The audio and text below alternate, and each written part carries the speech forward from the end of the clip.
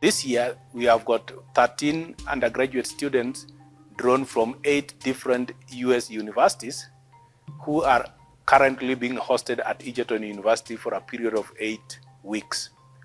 Now, this program is designed that each student will be assigned or attached to a host professor in the department of, in the faculty of agriculture or in the faculty of science.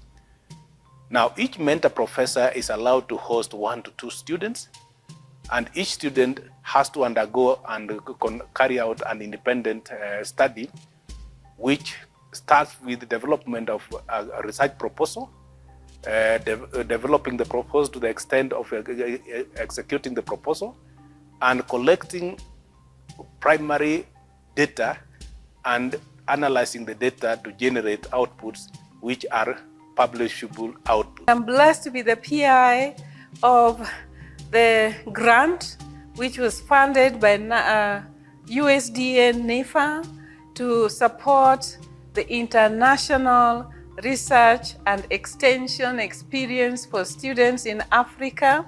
The overall goal of this research is to create agricultural workforce. And we are doing this by giving the students the global engagement experience and also giving them the research experience.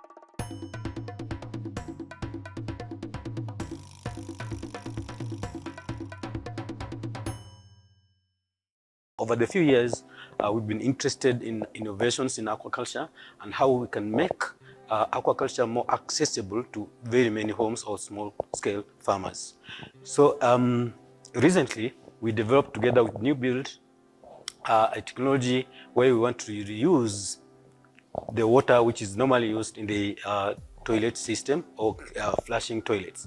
So the key thing is that the fresh water comes and gets into the tank, then we culture the fish in here, and then the water goes out here and goes to the toilet. So this is the key thing, that we temporarily make use of this water that is essentially used for flushing toilets to culture fish and get food from that. My objective of the project was to compare water quality at various depths and daily. So I was measuring the water quality at the surface at 40 centimeters and at 80 centimeters, as well as monitoring the water quality changes daily. So our process was using the HQ40D technology, and we would test for saturation, turbidity, dissolved oxygen, saturation, and multi-voltage at each level.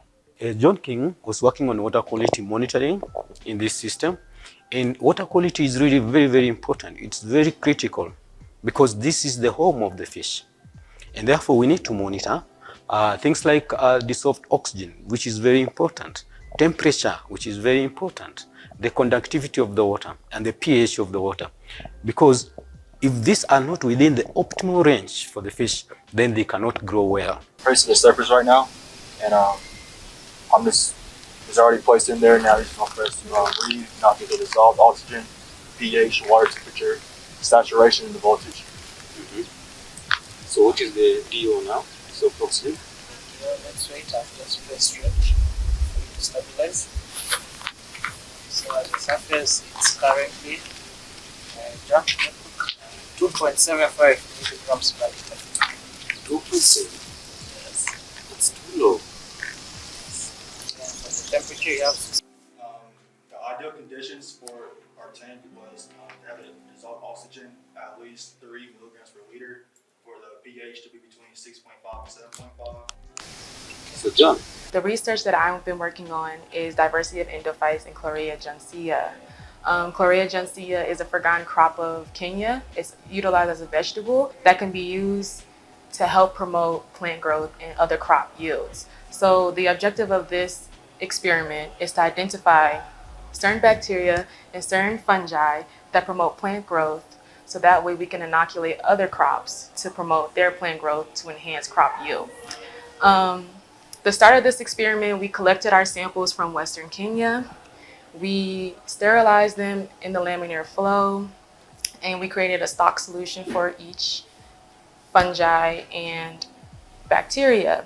For the fungi, we use a serial dilution, which we took the concentration of each plant part, root, stem, and leaves, and diluted it down into from -1 to -5.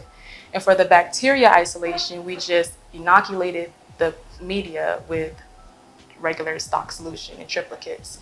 And then we incubated them for their remainder time period. After the bacteria was grown, we colony counted them and subcultured them.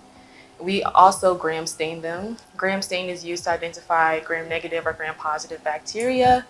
That's another way to identify what kind of bacteria we are dealing with as far as identification of family, genus, and species goes. So what am I actually doing? I'm doing research. So what am I doing? The fancy schmancy name is I'm doing the determination of morphophysiological characteristics of salt tolerance in sorghum.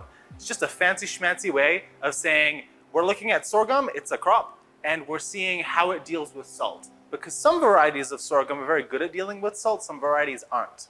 And so the reason that we're doing salt is because the whole program is based around food security. And personally with mine, we're looking at arid and semi-arid lands. And these lands very, very, very little can grow.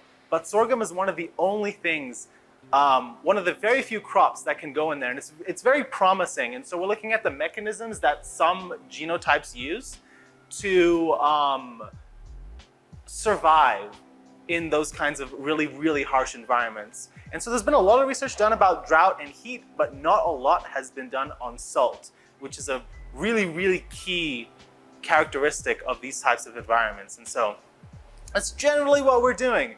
And so previous studies have shown that the key aspect that we need to be looking at are the roots. The roots are really, really, really important that they've shown. And so with our data, it was more root focused, but we've done a bit of research on some other stuff. There's some root measurements, some shoot measurements, some plant height, some stuff like that. And our research is very, very promising. It's very consistent with the previous research. The roots, there's like a lot of differences in the roots, but in the shoots, there's not really much. And so that's been really, really interesting, really promising. It's like, ooh, because being in the greenhouse for 6 hours a day, you kind of lose focus on all that stuff, but seeing the results, it's actually looking good. One of our biggest challenges isn't sorghum itself, its nutrient value or how it grows, it's the cultural idea behind using an entirely new type of food. Because sorghum is very, very, very, very nutritious, and it grows in a lot of places that corn can't grow, and it has a lot less pests and diseases than corn. It's on par, if not superior to maize, but the biggest challenge that we're facing is a cultural, like, shying away of trying something new, of having a new diet. Because, you know, you've eaten ugali all your life, and if I'm like, hey, have a completely different kind of ugali made with completely different ingredients, you're gonna be like, ooh, probably not. So the biggest challenge is the cultural aspect of it and getting farmers to actually grow the crops in these areas. So that'd be my recommendation is, please, try sorghum. Sorghum's great. It's delicious. I was a mentor, supervising 2 students on napier grass value addition for livestock productivity.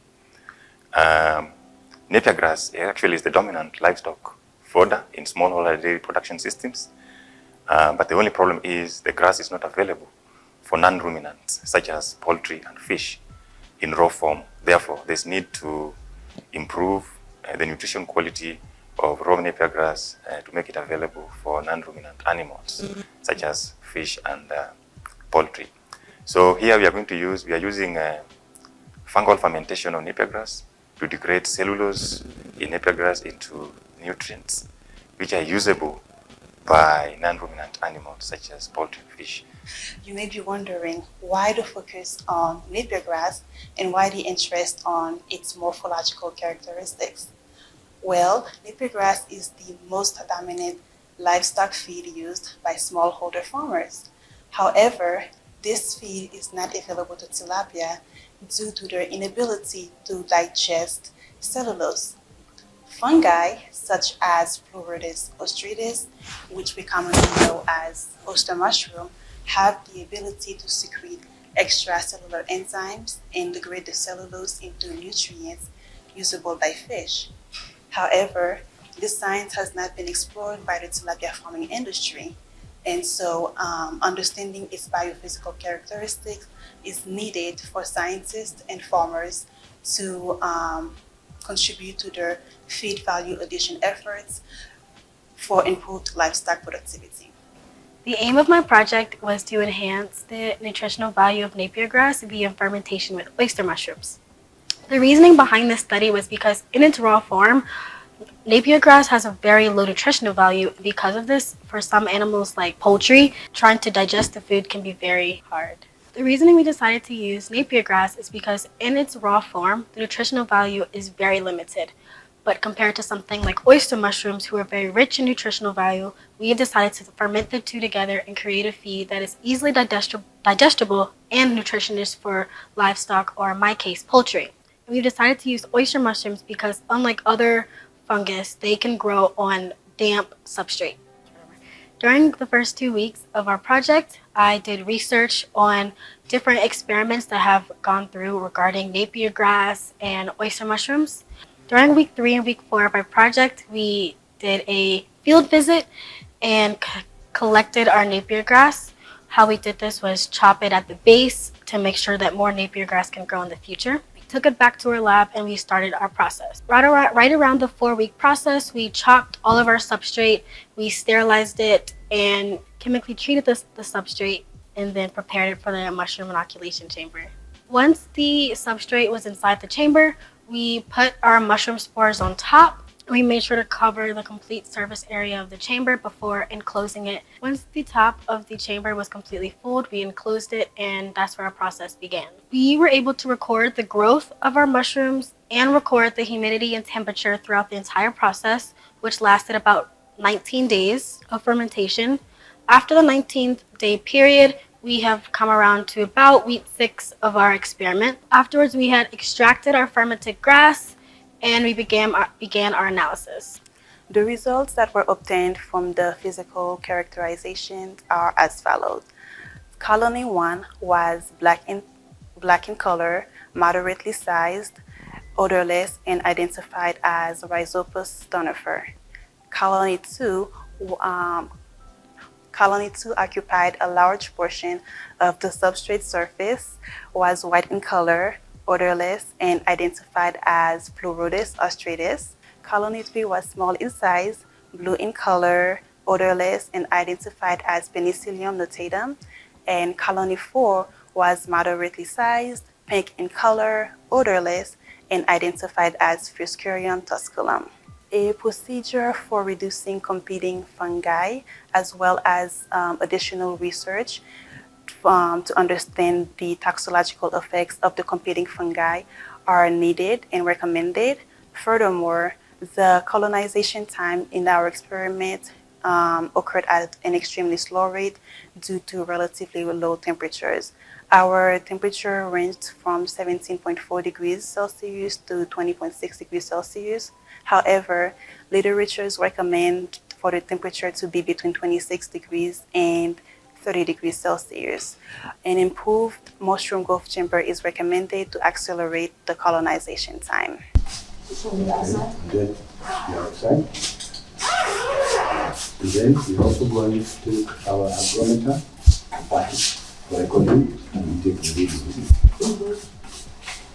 So my project objectives have not changed. 2 objectives that I have accomplished is B and C, to determine the income for Cape gooseberry, as well as the ecological requirements for growth. Next.